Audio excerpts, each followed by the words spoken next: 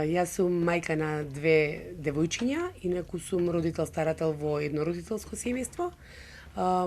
Се соочуваме со мал милион проблеми, тешко е живеењето. Најголемиот проблем ми е тоа што едното девојченце постарото ми е дете со посебни потреби и грижата за околу него е преголема. Ми зафаќа претежно цел ден, секој ден, веќе 18 години кажав, и не ми останува време нити можност за да остварам работен однос. Тоа ми прави, реков, најголем проблем заради тоа што ми ги скратува финансиите и можноста за подобро живење. Сега како родител на такво детенце,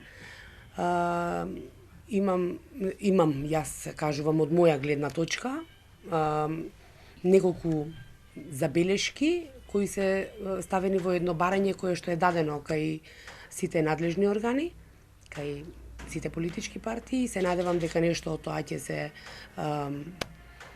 прифати за да се смени некој дел од законот.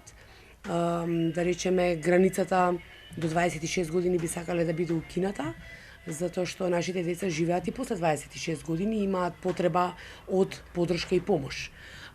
Финансиска зборам, а и било каква, да речеме, и медицинска, и психолошка. Би сакала да кажам дека имаат тие потреби да биде зголемен тој додаток што го добиваат сега, заради тоа што е премногу мал за нивното живење. Убаво би било да имаат некаква поддршка и помош и после, реков, 26-та година и во подоцнежните години. Меѓутоа и ние како родители имаме потреба. Јас не можам да остварам, реков, стаж за да утре добијам пензија и убаво би било да ги следиме примерите од нашиве соседи кои што ме радуваат многу, што добиваат мајки, татковци, некои од родителите добиваат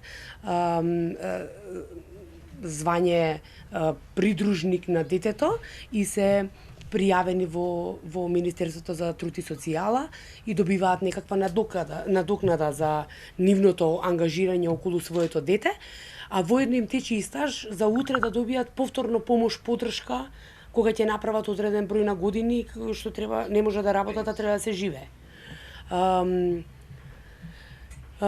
Едно што ме плаши мене, а ги плаши сите родители кои имаат дете со пречки, што после нивното непостоење на овој свет, треба да се отворат центри кои што ќе работат 24/7, ќе работат со овие деца за нивно обезбедување, мислам за нивно едуцирање за живење, ќе продолжат да се грижат за нив после нашата смрт, за да бидеме ние мирни дека кога утре ќе не нема, дека некој ќе биде со нив, или ако ништо друго, барем да имаат некоја појака финансиска подкрепа за да може некој да се нафати да биде, да се грижи за нив. Ова се еден мал дел од моите очекувања за понатамошното живење и во подоцнежните години, меѓутоа и на повеќето од родителите, скоро сите родители кои имаат деца со пречки. А за тоа дека сум самохрана, не влегувам во таа група како самохрана, него како родител, старател на едно родителско семејство, уште е поголема маката за одржување на ова семејство во нормалните граници на живење. Тука и другото детенце, неговото школување, врти сучито е се уствари финансиите. Здравствена заштита, значи финансиите ми се во мањак. А кажи ми, на платата на алиментација? Откако го добивме извршното решение, на владата иде директно од,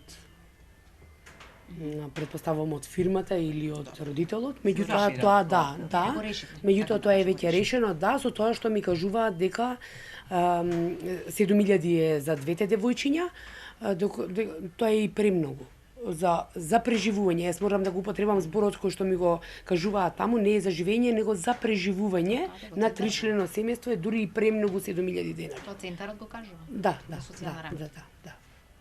Така стои во законот. Па се надевам дека тоа нешто ќе се смени заради тоа што не преживуваме, пусто мора да се живее повеќе од преживување.